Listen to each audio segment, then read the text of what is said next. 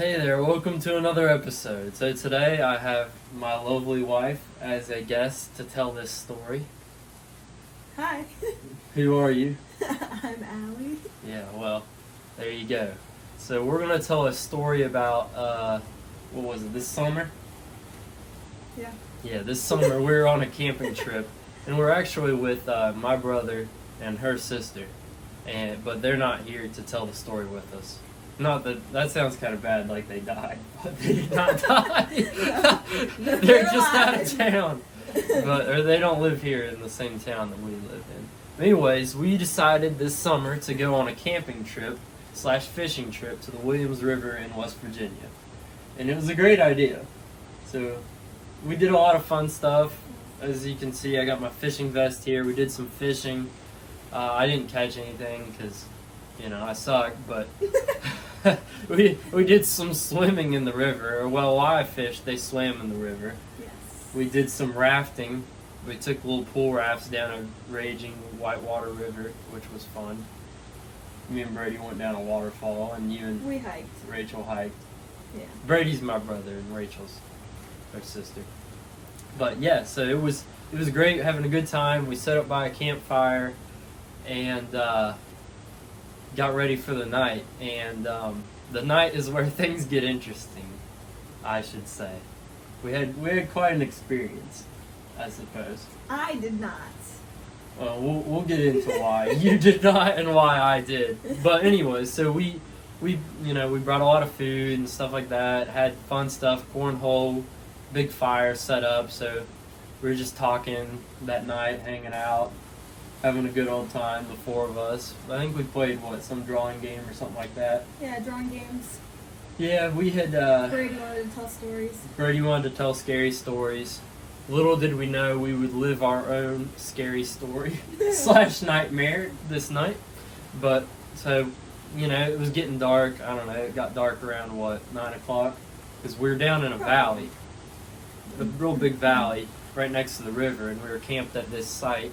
And basically, where this site was there was 3 in a row. So you were in kind of the river was on this side, and the road was right next to us. And then the river kind of bended out like this.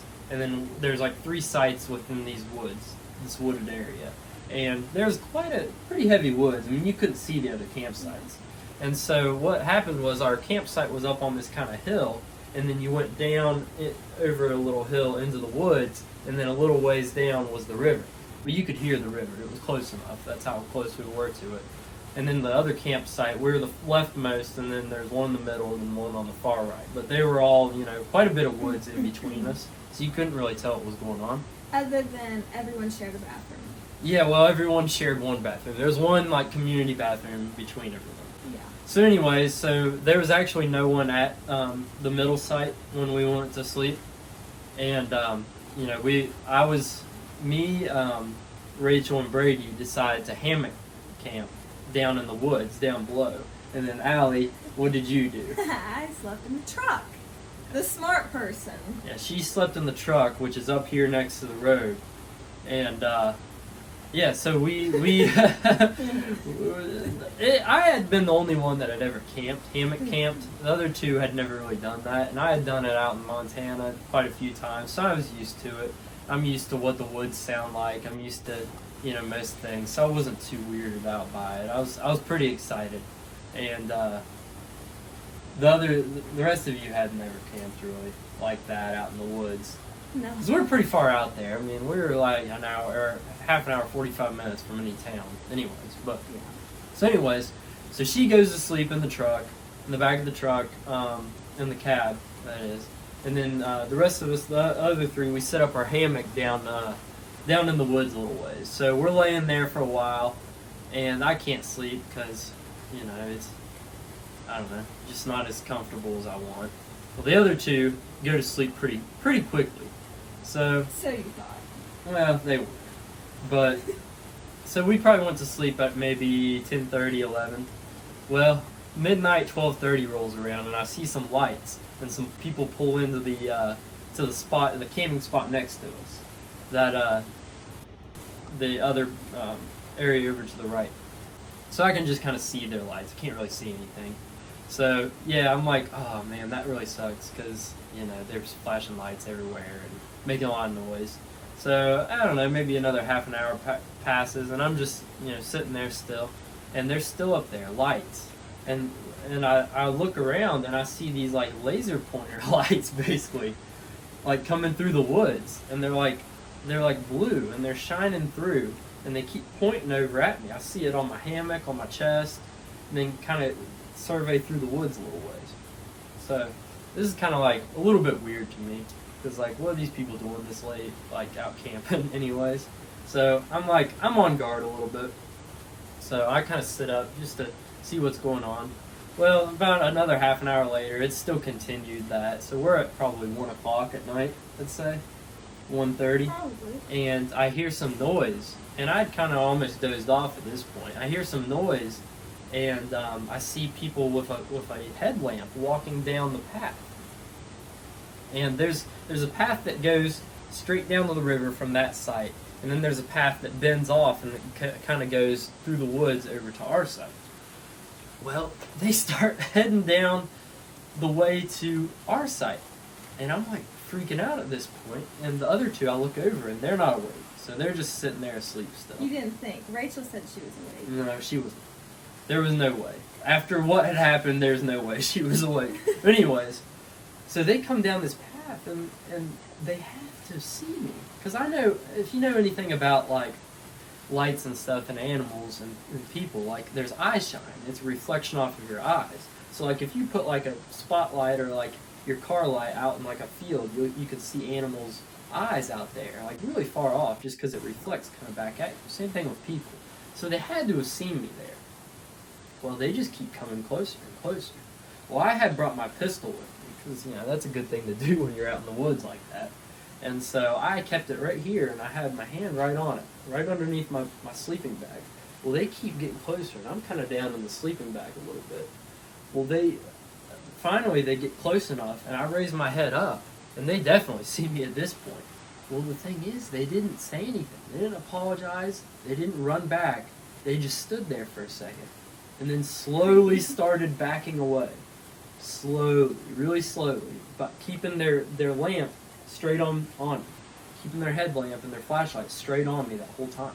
At this point, my heart is going crazy. I'm like, what in the world? So this is probably 2 o'clock, 1:30, 2 o'clock when this happens. And they kind of slowly back up, and then they come back into the woods.